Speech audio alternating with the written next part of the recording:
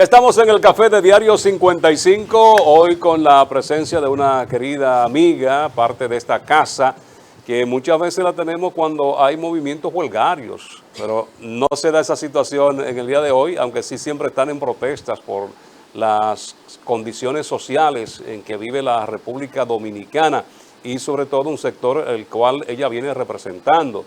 Dirige el movimiento feminista Hermanas Mirabal. Raquel Rivera está con nosotros. Placer como siempre, Raquel. Buenos días a los amigos televidentes y las amigas también que están en sintonía, de igual manera a ustedes. Como siempre, agradecer que nos den la oportunidad para que podamos estar aquí compartiendo y exponiendo nuestro punto de vista.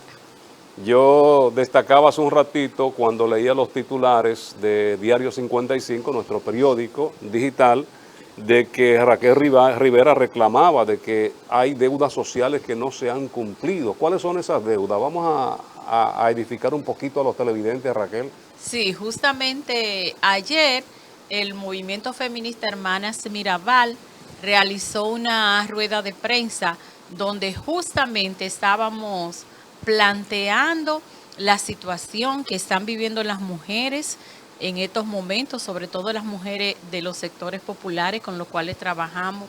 Y es que en la reunión nuestra mensual del mes de enero, ahí salieron una serie de problemas entre lo que las mujeres decían, que ya se le hace insostenible continuar con esa carga. Y ahí salió como problema fundamental el tema del alza de los artículos de primera necesidad de la canasta familiar. Que lo vivimos todos. Todo. Pero ¿qué pasa? Que a las mujeres es que le ha tocado administrar esa crisis, esas limitaciones que tienes en los barrios. Y cuando las mujeres entonces decían, ¿cómo es posible que cuando vayamos un plátano cueste 40 y 45 pesos?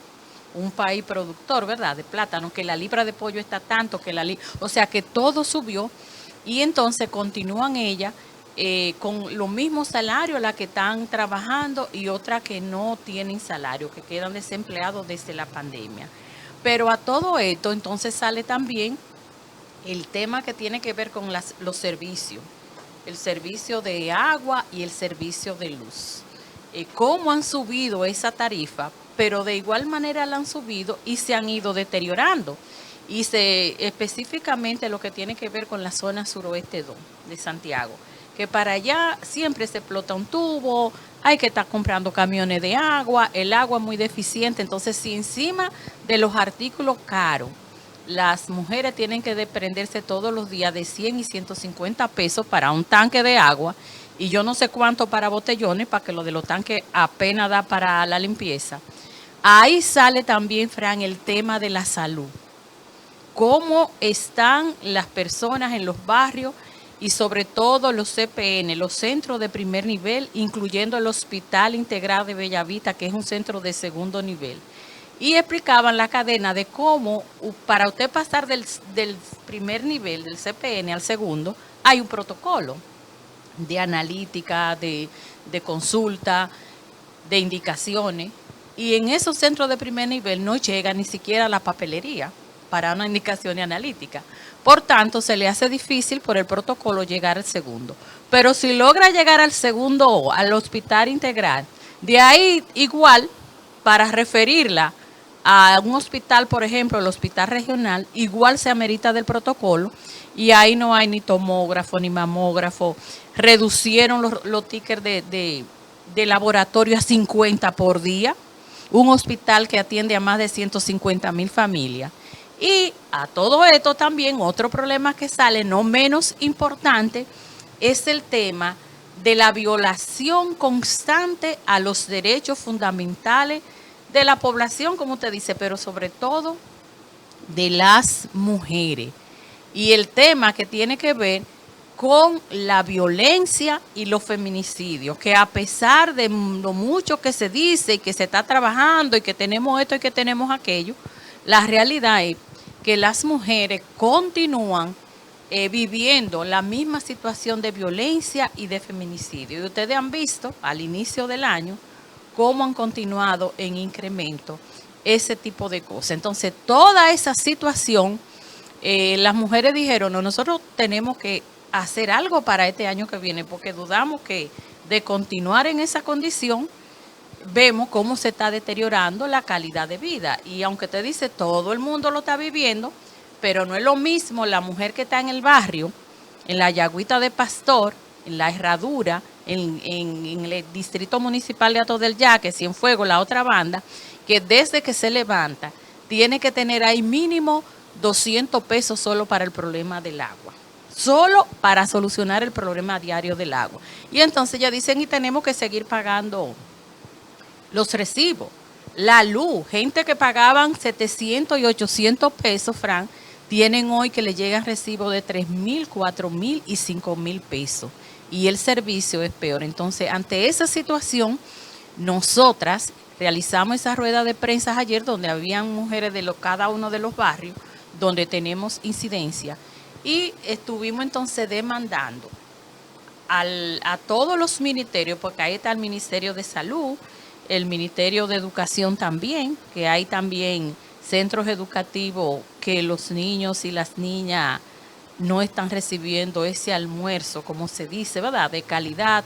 Y muchas veces las madres, los niños y las niñas que están hasta las 4 de la tarde están detendidas, tienen a veces que antes de que ellos se vayan, prepararle una lonchera y una lonchera reforzada, porque a veces los alimentos llegan en condiciones no aptas para el consumo. Y de eso no vamos a hablar porque ustedes también saben. Entonces, todas esas situaciones nos han llevado a que como organización exigirle a los ministerios y sobre todo al presidente Luis Abinader que esa deuda social que el país ha acumulado con las mujeres y que el mismo presidente en su discurso de campaña, aunque todos sabemos, ¿verdad?, que no es lo mismo en campaña, decía un amigo mío, no es lo mismo llamar al diablo que verlo llegar, ¿verdad?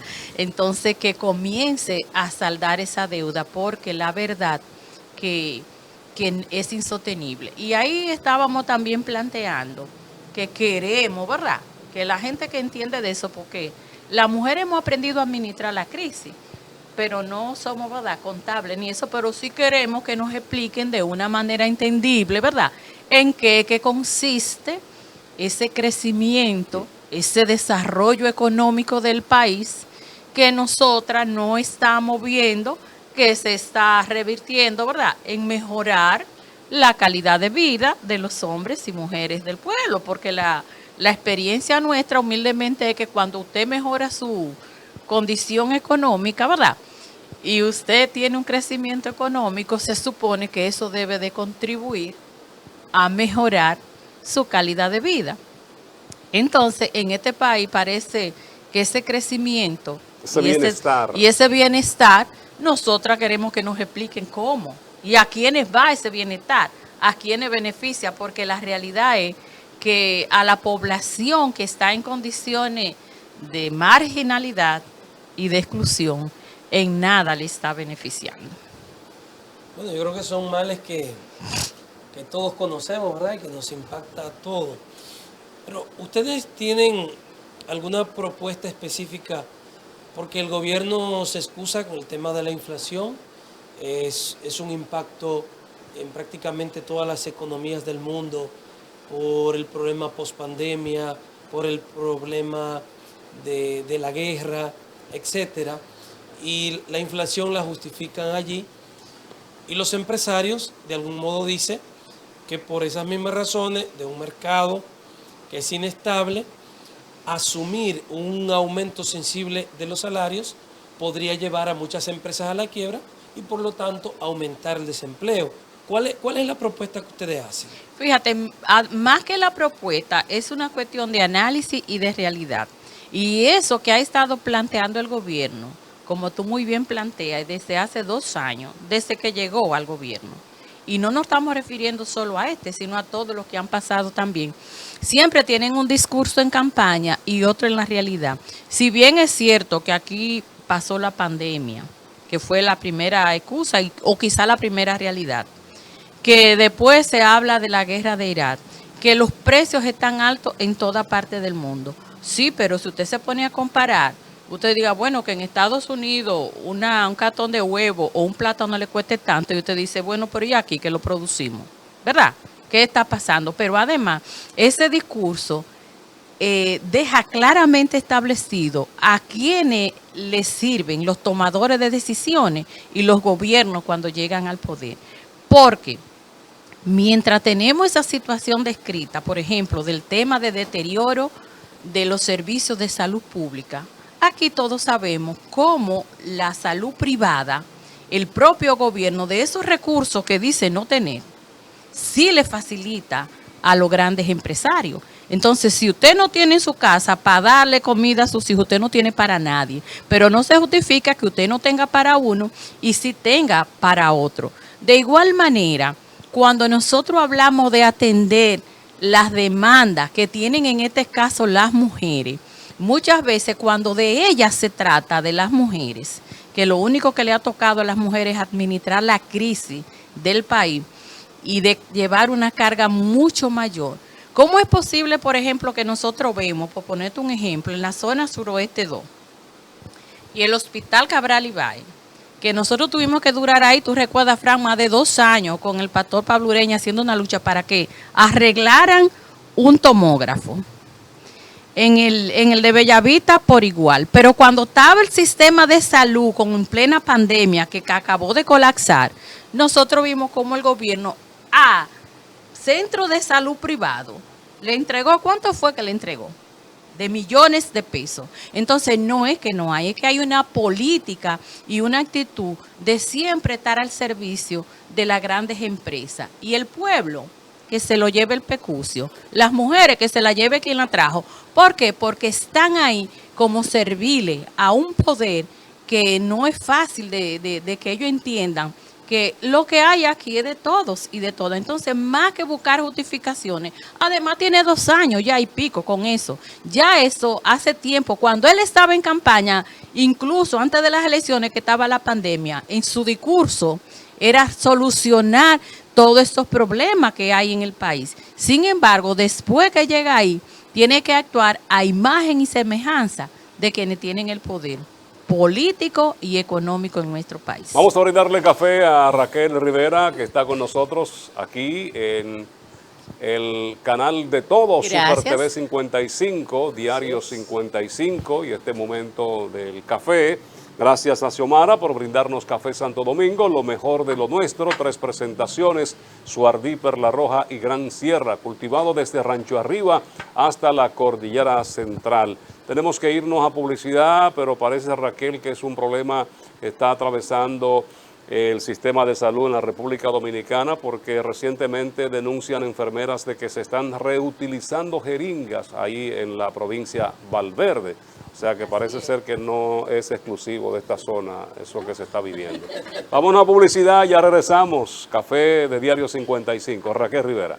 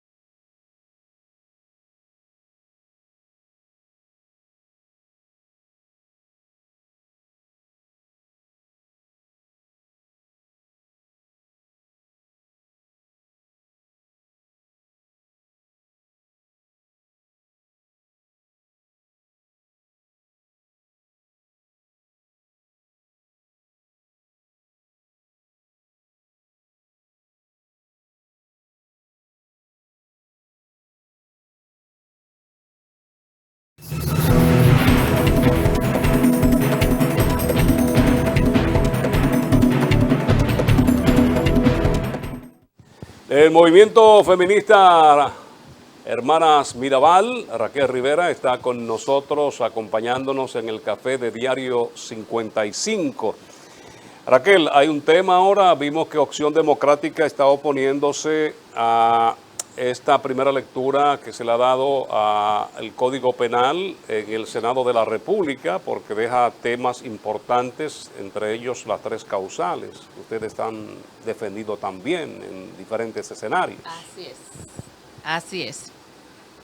Fíjate, el tema de las 3 causales, que es un tema, bueno, 20 y pico de años de lucha, donde las organizaciones feministas y de igual manera organizaciones comunitarias y también de amigos que han estado identificados con nuestras demandas de que el aborto en nuestro país sea despenalizado en 3 causales.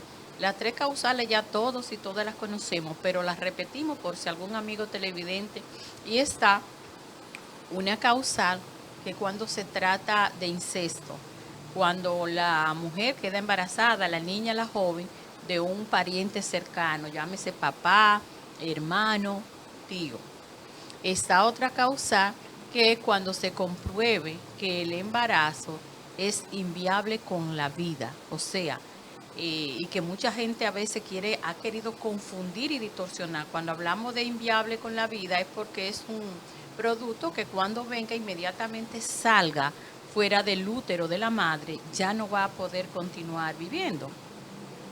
Y la otra tercera causa es cuando se esté diagnosticada médicamente que la vida de la madre está en peligro. Bajo esas 3 causales, entonces se ha estado demandando que sea despenalizado el aborto.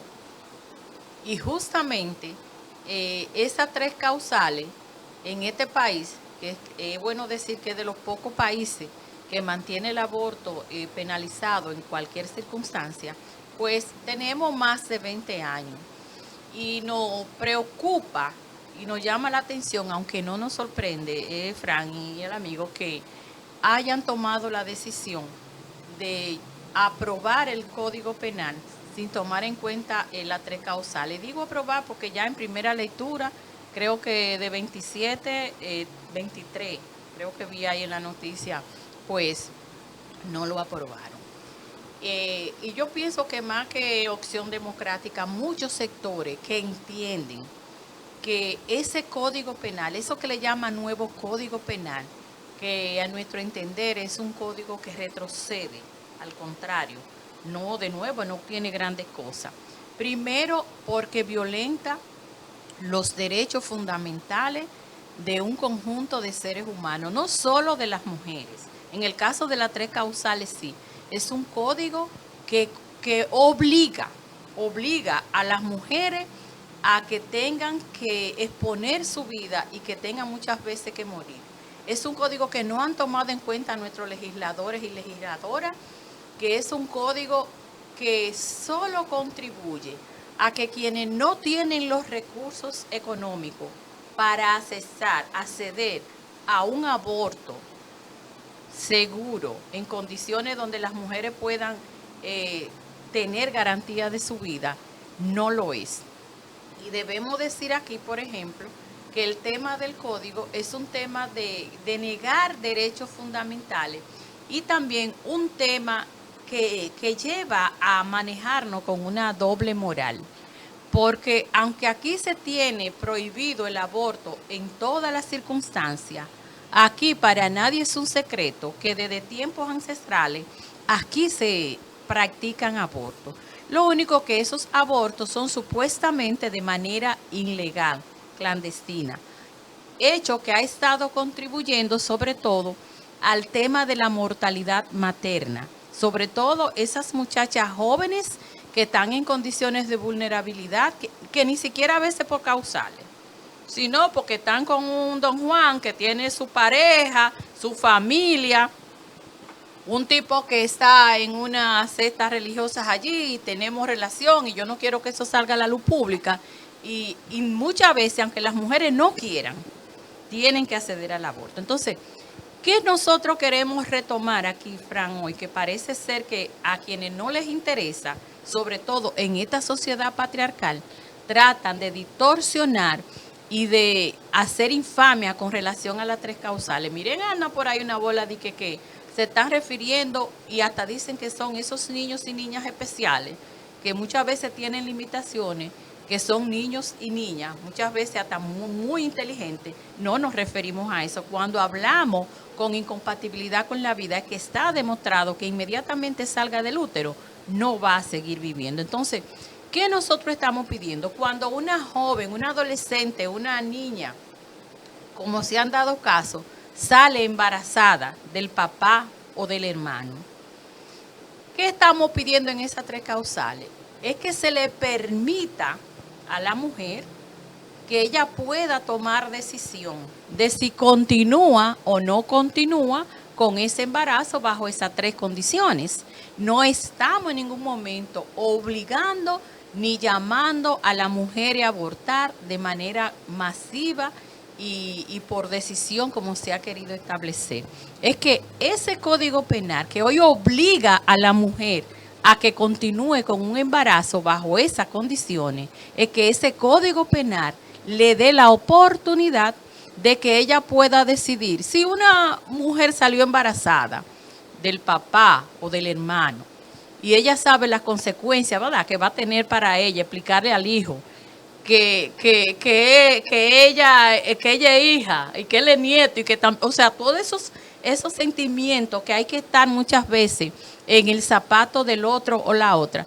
Si ella entiende que sí, que ella puede lidiar con eso y que ella decide, la decisión de ella, continuar con ese embarazo, pues perfecto, porque ella participó, ella decidió y ella va a asumir su consecuencia. Si de igual manera la madre le dice, mira, ante este embarazo, tu vida corre peligro, tú te puedes quedar en el pato, y que la mamá tenga conciencia y que ella decida, bueno, yo mejor me voy a arriesgar a tener mi hijo y mi hija, ¿verdad?, independientemente de que en el camino, ¿verdad?, me quede. Amén. A eso nosotros nos referimos, que justamente a las mujeres que se vean bajo esas 3 circunstancias, a ellas se les permita participar y decidir. Pero tenemos un código que se está aprobando que lo que plantea es que quien intente, la mujer que intente bajo esas circunstancias o cualquiera otra hacerse un aborto, será sometida a la justicia. Que el médico que tome la decisión de participar en ese aborto también será sancionado. Entonces, bajo esa situación, no podemos hablar de un nuevo código penal, de un código garante de derechos. Por el contrario, es un código que le niega los derechos fundamentales a la población. Y es bueno señalar aquí que eso se da justamente en una sociedad patriarcal, en un sistema patriarcal y machista. Y no es fácil, Fran, para los hombres que han estado muy cómodos, llevando esa carga muy cómoda en un sistema patriarcal donde pone al hombre con un poderío por encima, un poder hegemónico por encima de las mujeres. Se han acostumbrado a ese sistema y entonces cada vez que se trata del problema que afecta a las mujeres, la mayoría de la población dice, mira, yo me pongo a ver a veces cuando hay incluso comentaristas, medios de comunicación que han querido vender que lo que tenía el Código Penal estancado, es la palabra, ha sido el tema de las 3 causales. Y que según ellos, todos los problemas que están en este país están porque el nuevo código no se había aprobado. Yo espero, nosotras esperamos que cuando se apruebe ese nuevo Código Penal, realmente todos los problemas que tiene este país de corrupción, de discriminación, de exclusión de sectores, pues puedan ser superados y que entonces solo quede el tema de las 3 causales, porque es lo que no han querido vender a la población.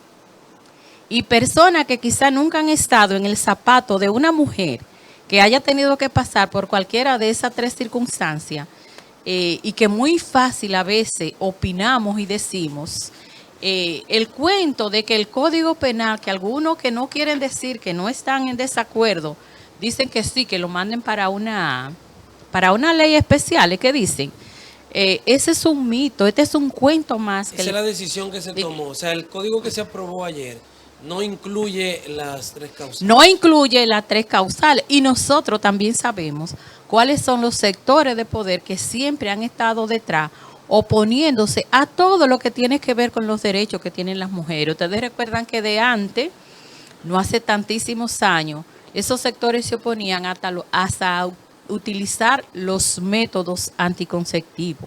Cuando hablamos nosotras y nosotros de que en las escuelas se comience a trabajar el tema de la educación sexual con nuestros niños y niñas para evitar un gran problema que tenemos ahora, y es una cantidad de niñas teniendo más niños.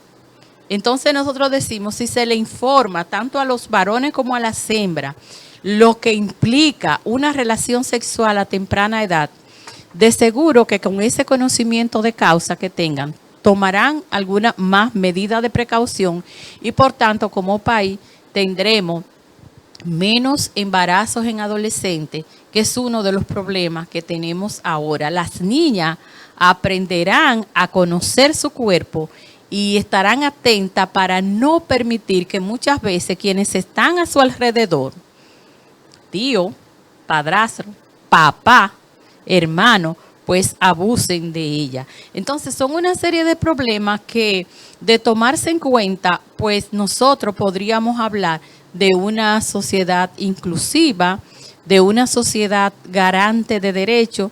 ¿Qué derecho va a tener una mujer si aquí, hasta que una mujer decida no continuar con una relación, por la razón que sea, ya eso pareciera y está hasta normalizado? Pareciera que como no quiero continuar contigo, por la razón que sea, entonces yo tengo que ser condenada a muerte. ¿Qué puede hacer el Estado con relación a eso? Con relación a eso de los feminicidios. Bueno, pienso que lo primero, y ayer se lo decíamos y se lo hemos reiterado en múltiples ocasiones, es definir políticas públicas, definirla y aplicarla para tratar de educar, de informar y de sensibilizar, no solo a las mujeres, sino a los hombres, a la familia y a la sociedad. Pero esas políticas públicas no pueden ser que yo ponga un spot de televisión diciendo que ya a las mujeres se le está dando el lugar que ellas merecen, que ya las mujeres están en el sitial que ellas quieren, y poner unos teléfonos ahí donde diga que si tú eres, por ejemplo, víctima de violencia, tú acuda a esto. No es ponerlo en una pantalla como para aparentar una cosa y hacer otra. Se necesita, además de la definición y aplicación de esas políticas públicas, se necesita de una voluntad. ¿Voluntad para qué? Para que esas políticas sean aplicadas y que dentro del presupuesto de la nación, del Producto Interno Bruto, los recursos para definir y aplicar esa política estén contempladas. Cuando te hablamos de un país que todavía el Ministerio de la Mujer, que es el encargado de definir y ese tipo de política, se maneja con menos de un 2% del Producto Interno Bruto, y como consecuencia, tú ves que todo lo que tiene que ver con el presupuesto y los recursos, no para prevenir la violencia, solo para actuar en consecuencia cuando ya el caso está dado, porque no hay política de prevención. Tú ves, por ejemplo, que cuando nuestras mujeres van a las unidades de violencia a buscar ayuda, cualquier miembro de la familia, pero en el caso de las mujeres, te despachan a la víctima con una orden de alejamiento del agresor, con una orden de arresto. ¿Y quién le da seguimiento a eso? Ustedes no han visto en los últimos, en el primer mes del año, en lo que va de febrero, de mujeres que han salido a decir públicamente en videos que se han hecho virales, que temen por su vida porque su pareja ya tomó la decisión de dejarlo y fue, le agredió, y le iba a prender la casa, y aún haciendo esos videos virales. Al final, ustedes vieron la que mataron el lunes, creo que fue. La de Ocoa. de Ocoa, ese hombre tenía varias querellas. Tenía orden de alejamiento y tenía orden de arresto. ¿Cuál fue la suerte de la víctima? Nada más bastó que ella tomara la decisión de no continuar con él, y estamos poniendo el más reciente. Entonces, si se diera una política efectiva de prevención, eso no sucediera. El otro día hubo un tema. ¿Cuáles serían las acciones concretas de esa política de prevención? Porque lo que uno está viendo es que es algo que va más allá de las decisiones del Estado, del gobierno. Va más allá de las decisiones del gobierno, porque como les decía ahorita, aquí estamos en un sistema patriarcal y el tema de la violencia, el tema de tratar a la mujer como un objeto, está incluso institucionalizado dentro de los espacios del Estado. Y hasta uno de los trabajos, labores que como organización hemos tenido que hacer es concientizar a la familia, porque hasta hace no tanto, cuando un hombre golpeaba o maltrataba a una mujer, aquí todavía, aunque tú no lo creas, muchos sectores lo justifican y lo normalizan. Y peor aún, los mismos mecanismos del Estado responsable de actuar frente a ese tema, muchas veces lo que hacen es revictimizar a la víctima. Pero aquí hay políticas claras en ese sentido. Y un hombre aquí yo creo que un hombre tiene que ser muy, muy tonto hoy día para tocar a una mujer sin pensar que eso le va a implicar, porque ya con la simple amenaza, con la simple denuncia de una mujer, ya los hombres aquí están siendo encarcelados, prisión preventiva de 3 meses. O sea que las políticas están claras. Parece que lo que faltan son acciones específicas que desbordan el Estado. Pero porque cuando tú me dices que desbordan el Estado, pareciera que lo que estamos pidiendo es una cosa de ultra extraterrestre. Lo que cuando tú hablas de que están ahí, sí, están ahí, como hay un código ahí que penaliza muchísimas cosas. Aquí hay un código que la corrupción la penaliza y todo lo que desfalcaron al país, para ponerte el ejemplo, ¿dónde están y cómo están? Entonces, cuando hablamos de definición, te decía ahorita la palabra aplicación.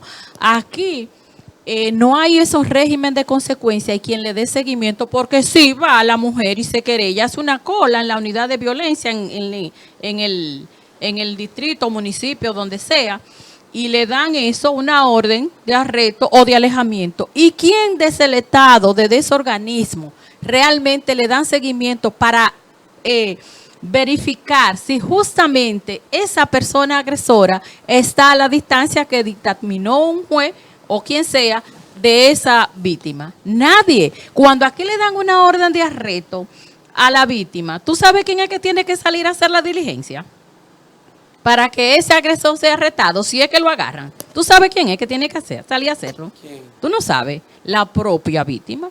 Y yo te puedo poner un ejemplo de una comunidad de Navarrete donde a una niña se la violaron a la madre. Que dicho sea de paso, cuando la violan la niña dicen que la culpa es de la mamá, porque es que todo tiene que recaer sobre las mujeres. Y fue a querellarse al departamento que le correspondía y duró la señora casi 4 meses y nadie le hacía caso. Cuando llegó a nosotras, por coincidencia, hablamos y le decimos porque la víctima era de nacionalidad, de descendencia haitiana. Y bueno, después que dijimos, pero mira, pasó esto una niña, entonces le dan como a los 6 meses de haber violado a la niña, oye bien, una orden de arresto del agresor. Y pasaron 6 meses más para que ese agresor salieran a buscarlo. Y cuando fueron a buscarlo, porque le dijeron él está en la casa, va el policía que está en esa comunidad de Navarrete a decirle a las familiares de la niña, al papá, que quién puede ir con él a la casa del agresor para que le identifique el agresor, ¿verdad? Para no llevarse supuestamente equivocado. Y el papá, ansioso de que se haga justicia con su niña, que se la violaron de 6 años, cogió para allá. Adivinen los resultados. El agresor y el hijo del agresor le dieron más de 6 estocadas al papá de la niña, que tuvieron que traerlo para el hospital regional a hacerle varias cirugías, debatiéndose entre la vida y la muerte. Entonces, ¿tú crees que esas son políticas y aplicación que para solucionar un problema de una violación de una niña de 6 o 7 años, no recuerdo exactamente la edad, como consecuencia, un año después, el papá y la mamá tratando de pedir justicia, termine en esas condiciones. Y aquí yo te puedo poner a ti varios ejemplos, si tuviéramos tiempo, para que tú veas. Estamos saltando el contexto. Quizás podemos centrar, profundizar un poco más con el tema de la violencia, sobre todo los feminicidios, que es el tema al que estamos discutiendo. Es que entre el 60 y el 70% de los agresores terminan suicidándose. Entonces, ¿cómo puede el Estado controlar a un individuo que no tiene la suficiente inteligencia emocional o que ha decidido que si esa mujer no está con él, a él no le importa vivir, no le importa que le hayan establecido un distanciamiento, sino que va a matar a esa mujer y después que la mate se va a suicidar él? Ese es el mayor porcentaje de los casos que hemos visto en los últimos años. Entonces, eso es una situación que desborda a lo que pueda decidir el Estado en materia de eso. Es algo que está más metido en la profundidad de la sociedad en la que vivimos, más que políticas definidas por el Estado. Lenis, permitamos que doña Raquel nos responda después que regresemos de publicidad. Tenemos que hacer un último corte. Ya regresamos. Raquel Rivera está con nosotros del movimiento feminista Hermanas Mirabal. Este es el Café de Diario 55.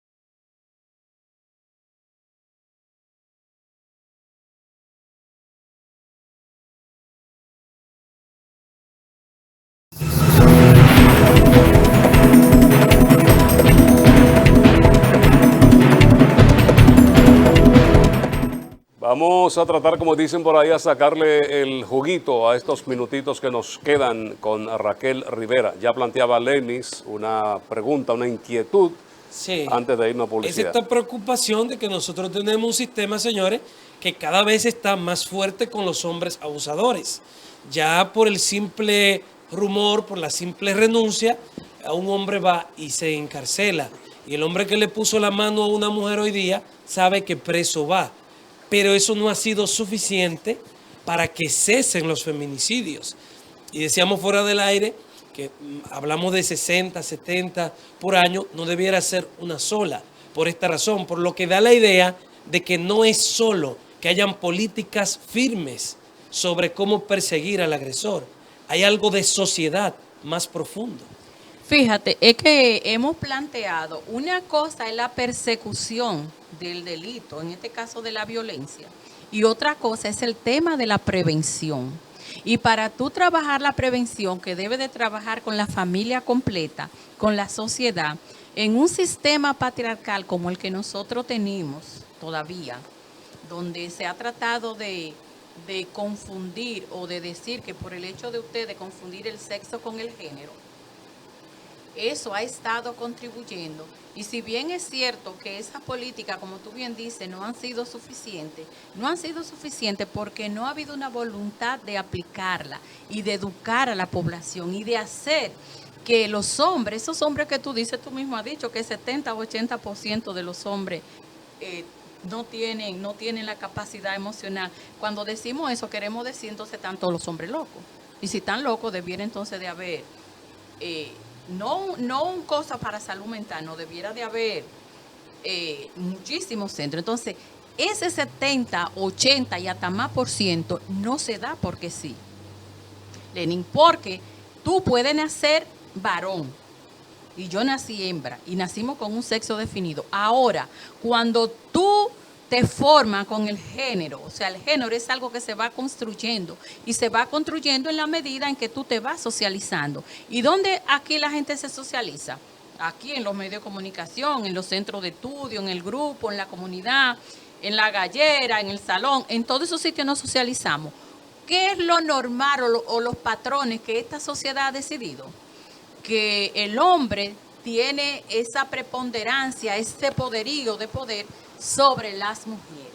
Y muchas veces cuando tú ves que van a esos sitios que dicen, pero ya las mujeres van y se inventan que el hombre la golpeó y ya lo tienen preso. Muchas veces ese personal que está ahí y los hombres, los que usted ve que son que no son menos violentos y que dicen que sí, que respetan a las mujeres, les sale ese sentimiento patriarcal. Porque esta sociedad, en términos cultural, en términos políticos, en términos social, ha establecido desde antes de usted nacer. Si le hicieron una sonografía y dijeron viene varón, ya desde ahí comienzan en la vestimenta, en los juegos, en la forma de socializarse, en la forma de caminar. Usted es un hombre. Tú no te vas a acordar, pero quizás Fran, que antes los papás cogían a los varones a muy temprana edad y lo llevaban a centro de prostitución para que se hiciera un hombre, ¿sí o no? Entonces, todo eso son culturas patriarcales de un sistema que quiere mantener ese poder. Entonces, mientras eso siga así, no es verdad que se va a disminuir ese grave problema. Y más aún, yo recuerdo una vez que en la Yagüita de Pastor, yo te estoy hablando de los años 78, que fue uno de los primeros barrios donde mataron a 2 mujeres juntas. Y las propias personas decían en la comunidad fue que cuando él llegó, ella por estar hablando, por estar oyendo novelas, cuando eso no había mucha televisión, dejaron quemar la comida. Entonces eso se entiende, que el hombre tenía ese derecho de maltratar. Entonces ese sistema patriarcal no ha cambiado nada, siguen igualito y todos lo reproducimos. ¿Lo reproduce usted? ¿Lo reproduzco yo? Entonces todo el mundo. No, mire, yo creo que decir que la mayoría de las familias le enseñan a sus hijos eso que usted dice, yo creo que no responde a la sociedad en la que estamos viviendo hoy. Por lo menos en el entorno en el que yo crecí. Y lo hemos reproducido con las familias más adelante en nuestros entornos. Nos enseñaron que las hembras se cuidan, se protegen. Nos enseñaron a los varones que el que se pasa con tu hermana, usted le rompe la cara al que se pasa con tu hermana. Y en las familias donde nosotros crecimos, por lo menos en esta época, en las últimas generaciones, nos enseñaron a proteger la mujer. Amén, de que hay hombres que quizás no tengan eso. Yo creo que generalizar de que la sociedad vive así, yo no creo que sea la experiencia. Eso es una forma también. Cuando usted habla la palabra proteger a las hembras, es un término de la sociedad patriarcal. Y en ese sentido de querer proteger a las hembras, es que muchas veces los varones quieren tener el control de las mujeres. Y fíjese que usted me dice a veces, no nos vamos a salir de contexto. Hace unos días, en este mes pasado, violaron a una señora Y cuando la violaron, nadie quería decir nada. ¿Ustedes saben por qué? Porque según los familiares, los que estaban cercanos, ella estaba en una fiesta de cumpleaños, salió para su casa, tenía que cruzar un tramo solitario y entonces todo el mundo comenzó a decir que porque ella andaba sola y porque ella andaba a esa hora y como que justificando al violador. Entonces, esos términos que usted plantea, no la justifica. Entonces, cuando usted plantea que los hombres tienen que proteger a las mujeres, muchos hombres detrás de esa protección viene el control. Incluso hay mujeres que han dicho, pues mira, el marido mío me quiere tanto que yo no voy al supermercado sola, es él que va conmigo. Y a veces creen que tanto amor que tiene y lo que buscan es el control. Que entonces, ese sistema patriarcal, que aunque sea muy adentro, lo llevan la mayoría de los hombres. Y cuando usted dice esa palabra, me enseñaron a proteger y a cuidar. Y ustedes ven en los medios de comunicación, ustedes han visto un anuncio que tiene un producto ahora que dice que el varón, yo estoy creciendo fuerte y la niña está creciendo. Eso no es de ahora, Raquel, eso no es de ahora. Eso, porque eso es del sistema patriarcal. Ahí es que yo quiero llegar para que él vea que no siempre nos referimos al hombre que golpea y que violenta y que mata.